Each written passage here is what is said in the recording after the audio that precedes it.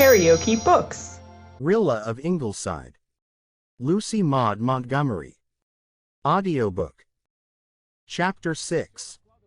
Susan, Rilla, and Dog Monday make a resolution. The big living room at Ingleside was snowed over with drifts of white cotton. Word had come from Red Cross headquarters that sheets and bandages would be required. Nan and Dee and Rilla were hard at work. Mrs. Blythe and Susan were upstairs in the boys' room, engaged in a more personal task.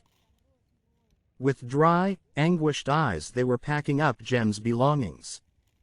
He must leave for Valcartier the next morning. They had been expecting the word, but it was none the less dreadful when it came. Rilla was basting the hem of a sheet for the first time in her life. When the word had come that Jem must go, she had her cry out among the pines in Rainbow Valley, and then she had gone to her mother. "Mother, I want to do something. I'm only a girl. I can't do anything to win the war, but I must do something to help at home." "The cotton has come up for the sheets," said Mrs. Blythe. "You can help Nan and Dee make them up. And Rilla, don't you think you could organize a junior Red Cross among the young girls?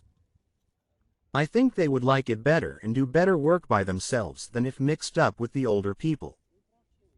"But, Mother, I've never done anything like that. We will all have to do a great many things in the months ahead of us that we have never done before, Rilla." "Well," Rilla took the plunge, "I'll try, Mother, if you'll tell me how to begin. I have been thinking it all over, and I have decided that I must be as brave and heroic and unselfish as I can possibly be." Mrs. Blythe did not smile at Rilla's italics. Perhaps she did not feel like smiling, or perhaps she detected a real grain of serious purpose behind Rilla's romantic pose. So here was Rilla hemming sheets and organizing a junior Red Cross in her thoughts as she hemmed. Moreover, she was enjoying it. The organizing, that is, not the hemming. It was interesting, and Rilla discovered a certain aptitude in herself for it that surprised her. Who would be president? Not she. The older girls would not like that. Irene Howard? No, somehow Irene was not quite as popular as she deserved to be. Marjorie Drew? No, Marjorie hadn't enough backbone. She was too prone to agree with the last speaker. Betty Mead, calm, capable, tactful Betty, the very one. And Una Meredith for treasurer, and, if they were very insistent, they might make her, Rilla, secretary. As for the various committees, they must be chosen after the juniors were organized, but Rilla knew just who should be put on which. They would meet around, and there must be no eats. Rilla knew she would have a pitched battle with Olive Kirk over that, and everything should be strictly business-like and constitutional. Her minute book should be covered in white with a red cross on the cover, and wouldn't it be nice to have some kind of uniform which they could all wear at the concerts they would have to get up to raise money, something simple but smart? "You have basted the top hem of that sheet on one side and the bottom hem on the other," said Dee. Rilla picked out her stitches and reflected that she hated sewing. Running the junior Reds would be much more interesting. Mrs. Blythe was saying upstairs, "Susan, do you remember that first day Jem lifted up his little arms to me and called me mower, the very first word he ever tried to say? You could not mention anything about that blessed baby that I do not and will not remember till my dying day," said Susan drearily. "Susan, I keep thinking today of once when he cried for me in the night. He was just a few months old. Gilbert didn't want me to go to him. He said the child was well and warm and that it would be fostering bad habits in him. But I went, and took him up. I can feel that tight clinging of his little arms round my neck yet. Susan, if I hadn't gone that night, 21 years ago, and taken my baby up when he cried for me, I couldn't face tomorrow morning. I do not know how we are going to face it anyhow, Mrs. Drive dear. But do not tell me that it will be the final farewell. He will be back on leave before he goes overseas, will he not? We hope so, but we are not very sure. I am making up my mind that he will not, so that there will be no disappointment to bear. Susan, I am determined that I will send my boy off tomorrow with a smile. He shall not carry away with him the remembrance of a weak mother who had not the courage to send when he had the courage to go. I hope none of us will cry. I am not going to cry, Mrs. Drive dear, and that you may Tita, but whether I shall manage to smile or not will be as Providence ordains and as the pit of my stomach feels. Have you room there for this fruitcake? And the shortbread? And the mince pie? That blessed boy shall not starve, whether they have anything to eat in that Quebec place or not. Everything seems to be changing all at once, does it not? Even the old cat at the manse has passed away. He breathed his last at 9:45 last night, and Bruce is quite heartbroken, they tell me. It's time that Pussy went where good cats go. He must be at least 15 years old. He has seemed so lonely since Aunt Martha died. I should not have lamented, Mrs. Drive dear, if that Hyde beast had died also. He has been Mr. Hyde most of the time since Jem came home in khaki, and that has a meaning I will maintain. I do not know what Monday will do when Jem is gone. The creature just goes about with a human look in his eyes that takes all the good out of me when I see it.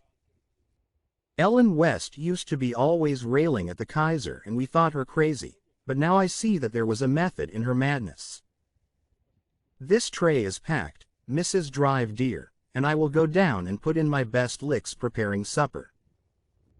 I wish I knew when I would cook another supper for Jem, but such things are hidden from our eyes. Jem Blythe and Jerry Meredith left next morning. It was a dull day, threatening rain, and the clouds lay in heavy gray rolls over the sky, but almost everybody in the Glen and Four Winds and Harbor Head and Upper Glen and over harbor, except Whiskers on the Moon, was there to see them off. The Blythe family and the Meredith family were all smiling. Even Susan, as Providence did ordain, wore a smile, though the effect was somewhat more painful than tears would have been. Faith and Nan were very pale and very gallant. Rilla thought she would get on very well if something in her throat didn't choke her, and if her lips didn't take such spells of trembling.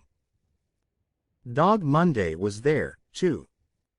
Jem had tried to say good-bye to him at Ingleside, but Monday implored so eloquently that Jem relented and let him go to the station. He kept close to Jem's legs and watched every movement of his beloved master.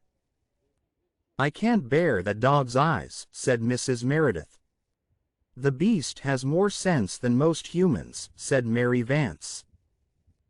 Well, did we any of us ever think we'd live to see this day?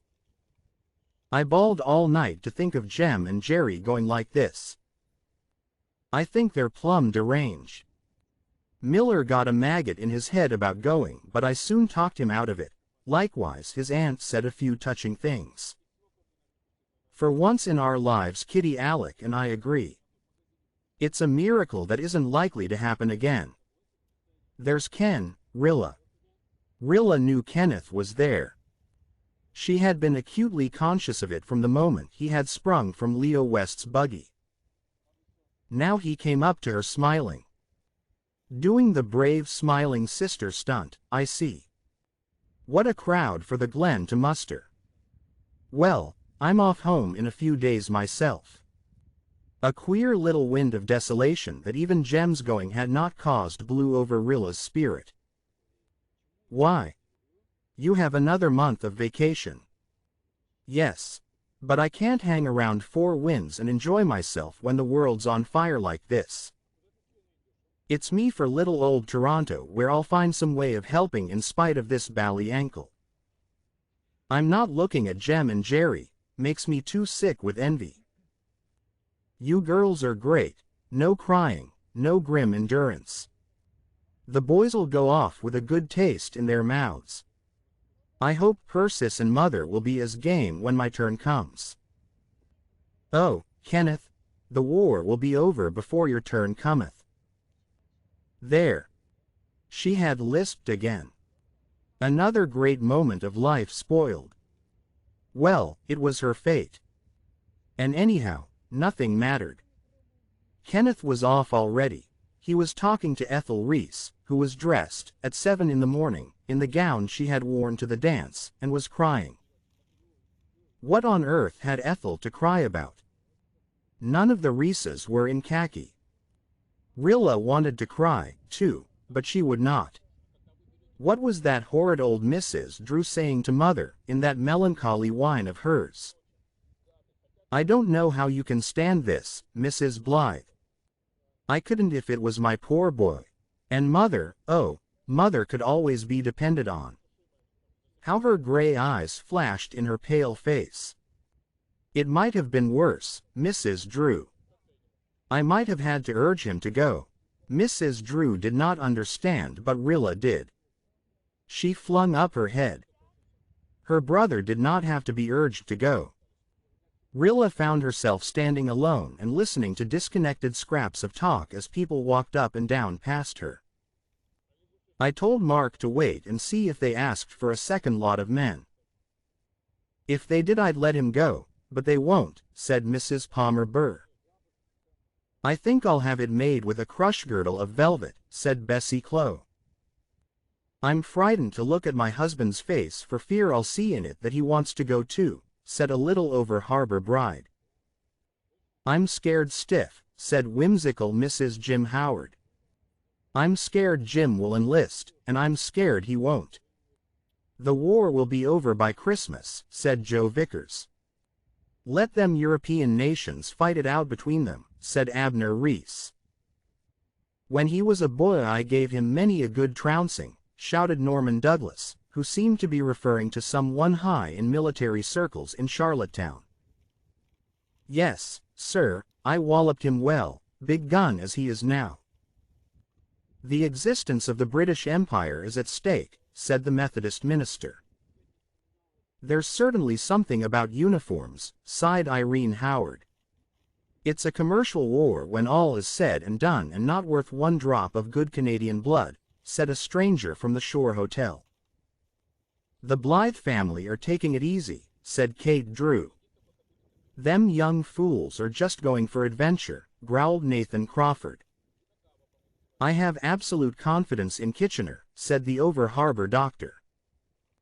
In these 10 minutes Rilla passed through a dizzying succession of anger, laughter, contempt, depression and inspiration. Oh, people were funny. How little they understood. Taking it easy, indeed, when even Susan hadn't slept a wink all night. Kate Drew always was a minx. Rilla felt as if she were in some fantastic nightmare. Were these the people who, 3 weeks ago, were talking of crops and prices and local gossip? There. The train was coming. Mother was holding Jem's hand. Dog Monday was licking it. Everybody was saying goodbye. The train was in. Jem kissed Faith before everybody. Old Mrs. Drew whooped hysterically. The men, led by Kenneth, cheered. Rilla felt Jem seize her hand. Goodbye, Spider. Somebody kissed her cheek. She believed it was Jerry but never was sure. They were off. The train was pulling out. Jem and Jerry were waving to everybody. Everybody was waving back. Mother and Nan were smiling still, but as if they had just forgotten to take the smile off. Monday was howling dismally and being forcibly restrained by the Methodist minister from tearing after the train. Susan was waving her best bonnet and hurrahing like a man. Had she gone crazy? The train rounded a curve. They had gone. Rilla came to herself with a gasp. There was a sudden quiet. Nothing to do now but to go home and wait. The doctor and Mrs. Blythe walked off together, so did Nan and Faith, so did John Meredith and Rosemary. Walter and Una and Shirley and Dee and Carl and Rilla went in a group. Susan had put her bonnet back on her head, hindside foremost, and stalked grimly off alone. Nobody missed Dog Monday at first. When they did, Shirley went back for him. He found Dog Monday curled up in one of the shipping sheds near the station and tried to coax him home. Dog Monday would not move. He wagged his tail to show he had no hard feelings, but no blandishments availed to budge him. "Guess Monday has made up his mind to wait there till Jem comes back," said Shirley, trying to laugh as he rejoined the rest. This was exactly what Dog Monday had done. His dear master had gone. He, Monday, had been deliberately and of malice aforethought prevented from going with him by a demon disguised in the garb of a Methodist minister. Wherefore, he, Monday, would wait there until the smoking, snorting monster, which had carried his hero off, carried him back. Aye, wait there, little faithful dog with the soft, wistful, puzzled eyes. But it will be many a long bitter day before your boyish comrade comes back to you. The doctor was away on a case that night, and Susan stalked into Mrs. Blythe's room on her way to bed to see if her adored Mrs. Drive dear were comfortable and composed. She paused solemnly at the foot of the bed and solemnly declared, "Mrs. Drive dear, I have made up my mind to be a heroine." Mrs. Drive dear found herself violently inclined to laugh, which was manifestly unfair, since she had not laughed when Rilla had announced a similar heroic determination. To be sure, Rilla was a slim, white-robed thing, with a flower-like face and starry young eyes aglow with feeling, whereas Susan was arrayed in a gray flannel nightgown of straight simplicity, and had a strip of red woolen worsted tied around her gray hair as a charm against neuralgia.